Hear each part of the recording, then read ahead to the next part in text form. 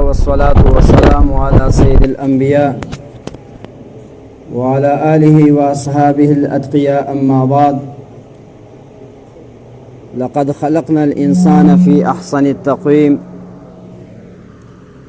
سبحان ربك رب العزة عما يصفون وسلام على المرسلين والحمد لله رب العالمين. دما ډیر قدرمن حضرات علماء کرام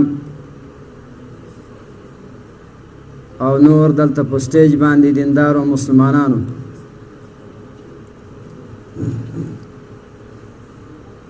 د دې سکول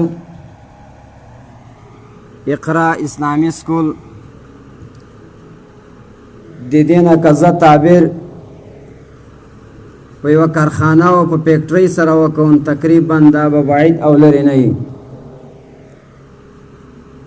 پاکستان کې په سوشل میډیا باندې چې کله سړی ګوري یو څوک د صابون فیکټری جوړه کی او ټول پاکستان هغه ته شاباس ورکوي، آفرین ور باندې وایي چې ډېر بهترین صابون جوړوي، څوک د شیمپو، څوک د سر، څوک د سر. خو دا سکول لکه اوس مخکې مفتي صاحب هم خبره وکوله، دا سکول نه ده بلکې دا د انسانیت فیکټری ده. په دې کې انسانان جوړیږي.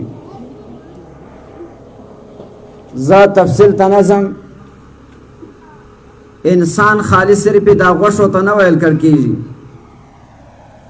او نه انسان دا روح ته ویل کړ کېږي، بلکې د روح او د غوښو دا مجموعې دواړو ته انسان ویل کړ کېږي.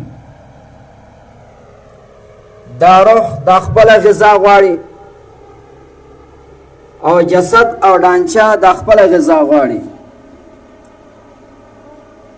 چونکې ډانچه دا مادي شی ده، د خاورو نه پیدا ده، د هغې خوراک او غذا الله تعالی جل شانه د دې خاورو نه پیدا کړې ده، او روح د پاس نه راغلی ده. الله تعالی جل شانه د روح د فاره غذا هم د پاس نه رالیږلې ده. اوس چې کله دا دواړه سره برابر سي، هم عصري علوم وي او هم اسلامي شرعي علوم وي، روحاني علوم وي، د دې نه انسان جوړ سو.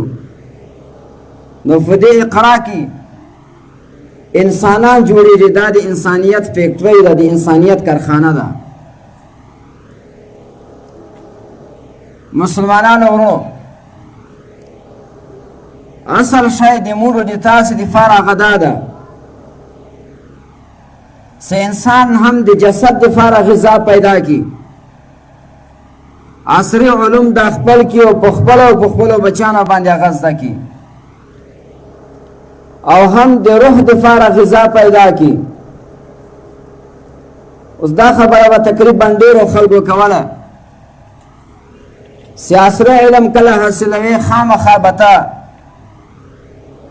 د هغه دپاره پتلون اغوندې، کپړې به باسې او د لادینو خلکو په جامه کې به ته هغه زده کړه کوې. اوس ډېر داسې سکولانو چې موږ لاړل د هغوی افتتاح به کېدله چې کله به هلته ورغلل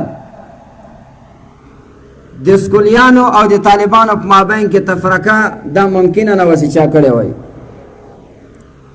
په مدرسه کې چې طالب کوم لباس کوي هغه لباس به د سکولي هم و. او ډېره ښه خبره ده چې موږ دا بچیان مخکې نوره ترقي ورکوو په عصري علومو کې، او د دوی اول بنیاد هغه د دینداري نه شروع سي، هغه په اسلامي لباس کې اول د دوی بنیاد د دوی ابتدا وسي. دا به انشاءالله بیا تر انتها پورې دا انسان دا دیندار وي، دا به لادینه کېږي نه، دا به بد عمله کېږي نه، او دا به د علماو د طلباو د نیکانو خلکو په مقابل کې خپل ځان نه راپورته کوي. محترم مسلمانانو، قرآن عظیم شان. زه خبره مختصروم ځکه علما ډېر دي هغه به هم شاته خبره کوي. قرآن چاته ویل کېږي؟ قرآن دی الله تعالی جل شانه اخیری کتاب ده. قرآن چاته ویل کېږي؟ قرآن ډېر سفارې ده. قرآن و منزله ده. قرآن عظیم شان یو سل څوارلس سورته ده. شپږ اتیا سورتونه دا مکی او شپږ سورتونه دا مدني دي. قرآن عظیم شان شپږ زره شپږ سوه شپږ شپېته آیاته ده او قرآن عظیم شان پنځه سوه څلوېښت رکوع 3,23,980 تقریبا حرفه ده. مناسب دا ده د ما یو خپل تجویز ده چې الحمدلله په دې سکول کې د مون نه قابل استادان دي. اوس دا ټول قرآن نه